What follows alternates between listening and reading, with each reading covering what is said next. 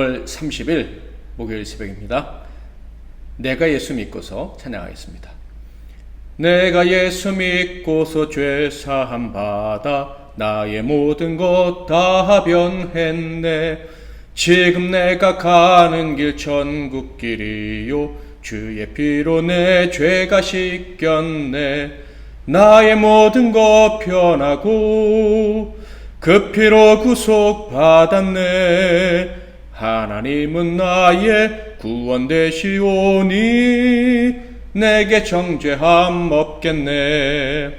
주님 밝은 빛 되사 어둠에 치니 나의 모든 것 다 변했네. 지금 내가 주 앞에 온전케 됨은 주의 공로를 의지함일세. 나의 모든 것 변하고 그 피로 구속 받았네. 하나님은 나의 구원 되시오니 내게 정죄함 없겠네.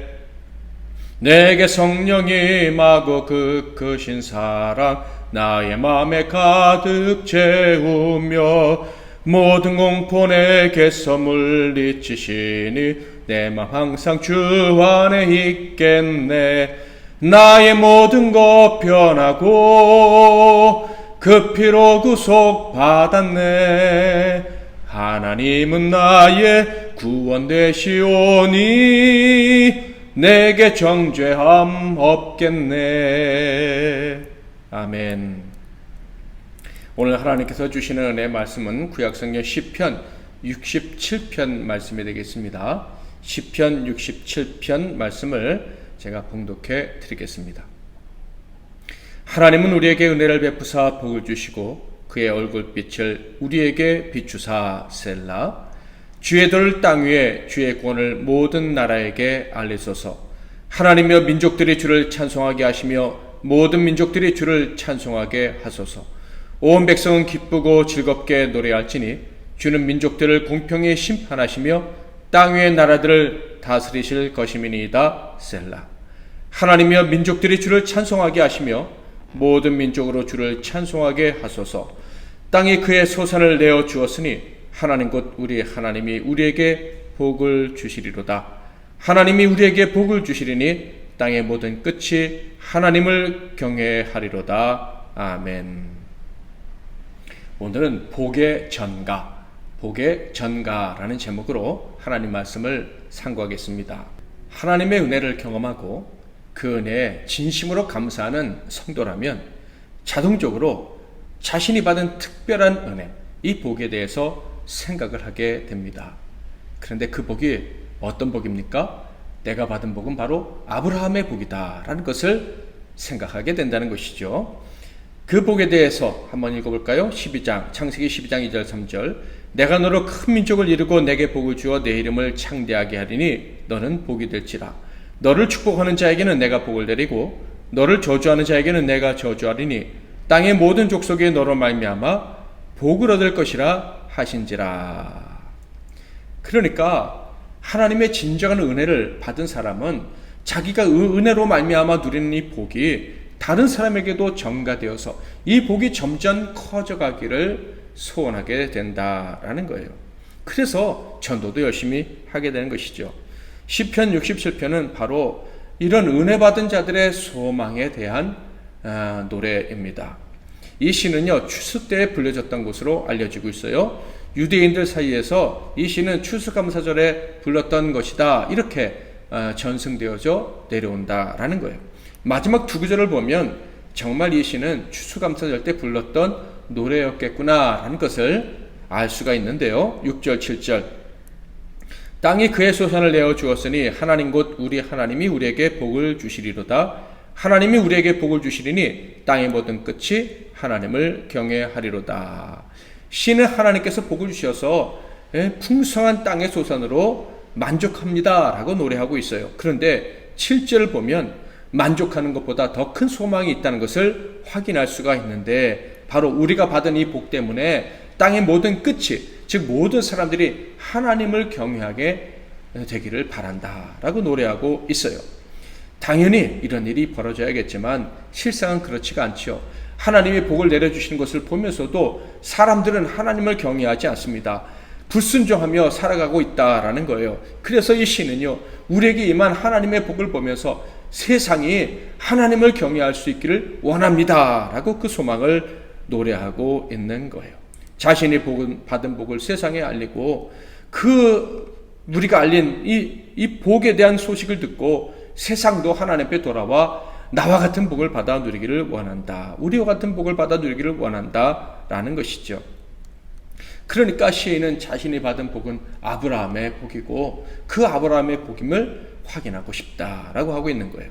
그래서 이 시의 내용뿐 아니라 구절을 보면 자신이 받은 풍성한 추수의 복보다 자신이 받은 복, 이 추수 이전에 받은 이 구원의 복이 세상에 전가되어서 추수의 복을 보면서 결국 구원의 복을 세상에 받아 누리기를 원한다라고 이야기를 하고 있어요.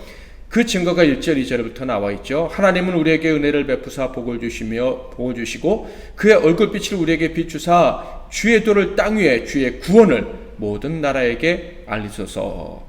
시인은 하나님의 은혜와 그 은혜로 말미암아 내가 복을 받아 누리기를 원합니다 라고 고백합니다. 그런데 그 다음에 원하는 것이 있어요. 바로 내가 받은 복, 구원의 복, 이 진리가 모든 이 땅의 사람들에게도 전가되기를 임하기를 바랍니다 라고 노래하고 있어요.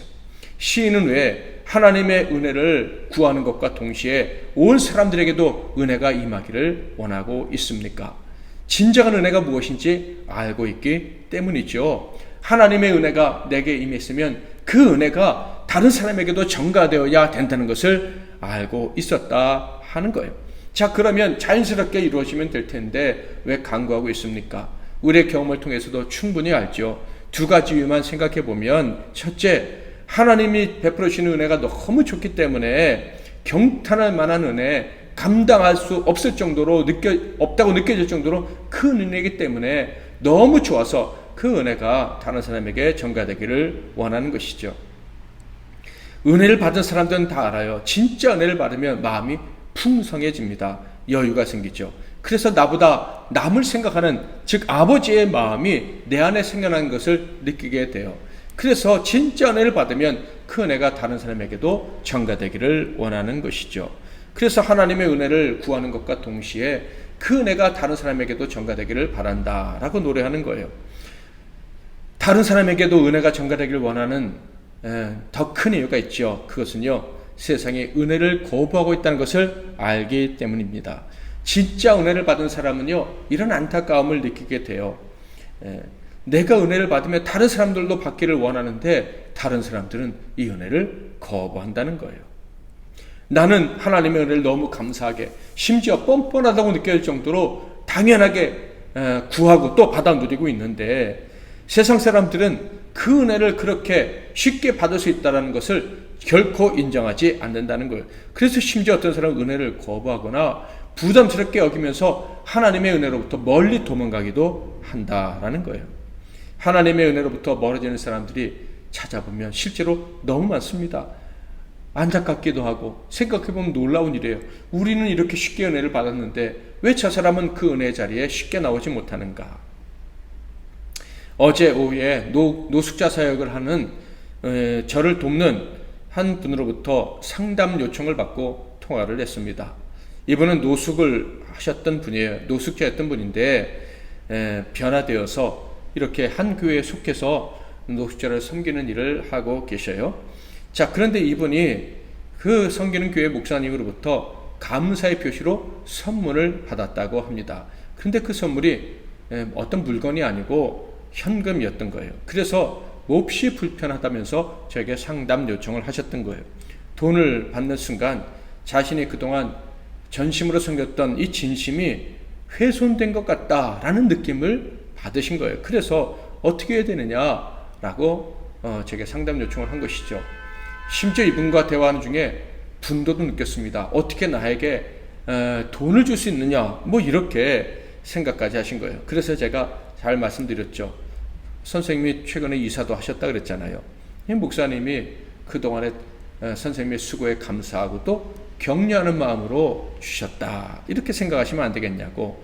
수고의 대가라기보다는 고마워서 또 은혜를 베풀어 주고 싶어서 하신 것이다 라고 생각하시면 되지 않겠느냐고. 은혜는 거저받는 거예요. 자, 그런데 그분은 이 거저받는다는 것이 참 받아들이기 힘들었던 것 같습니다. 좀 과장해서 표현하면 모욕처럼 느껴졌던 거예요. 그래서 제가 그랬죠. 목사님이 선생님에게 은혜를 베푸셨으니까 선생님이 그 받은 은혜를 은혜로 갚아주시면 됩니다. 그것으로 선물을 사서 그 현금으로 선물 사서 갚아드리든지 그렇게 하시면 됩니다. 그랬더니 그렇게 하면 되겠군요 하면서 상담을 끝냈습니다. 세상 사람들은 공짜가 없다고 생각하죠. 내가 노력하든지 아니면 속이든지 어떻게 해서든지 쟁취해야 된다라고 생각을 합니다. 그러나 하나님은 거저 베풀어 주시기를 기뻐하시는 분이에요. 은혜 주시기를 기뻐하신다라는 거예요. 그래서 시인은 간구하고 있는 거예요. 우리가 거저 하나님의 은혜를 받은 것처럼 세상도 기쁨으로 하나님이 거저 주신 은혜를 받아들일 수 있게 해달라고.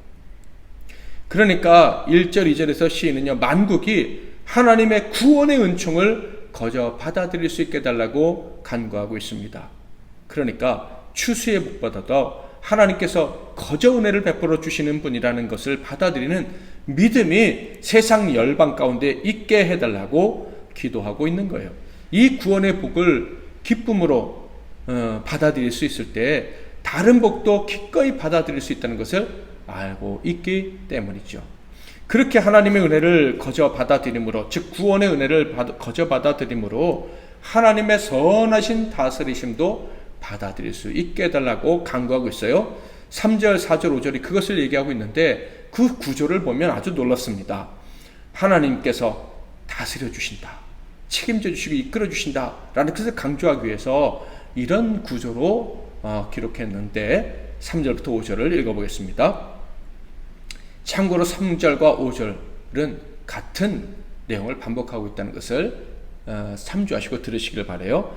하나님이여 민족들이 주를 찬송하게 하시며 모든 민족들이 주를 찬송하게 하소서. 4절 온 백성은 기쁘고 즐겁게 노래할지니 주는 민족들을 공평히 심판하시며 땅 위의 나라들을 다스리실 것임이니이다. 셀라. 5절 하나님이여 민족들이 주를 찬송하게 하시며 모든 민족들이 주를 찬송하게 하소서. 3절과 5절이 똑같다는 거 아셨죠? 민족들이 주를 찬송하게 해달라라는 말을 2번씩 반복하고 있습니다. 그러니까 3절과 5절, 4절을 가운데 놓고 3절과 5절에서 하나님을 찬송하게 해달라는 말을 4번이나 하고 있어요. 그리고 나서 가운데 4절에서는 기쁘고 즐겁게 노래하게 해주십시오 라고 말한 다음에 그렇게 하나님을 노래해야 되는 이유를 말하는데 4절을 다시 한번 읽어볼까요? 온 백성은 기쁘고 즐겁게 노래할지니 주는 민족들을 공평히 심판하시며 땅 위의 나라들을 다스리실 것임이니이다. 셀라.